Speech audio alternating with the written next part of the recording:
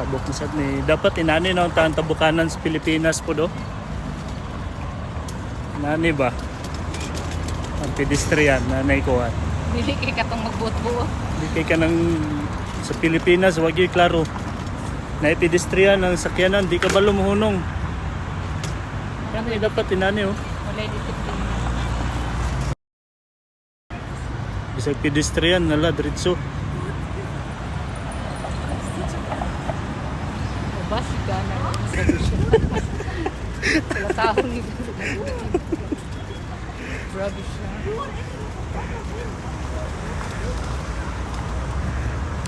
Mani diri pedestrian. Ani.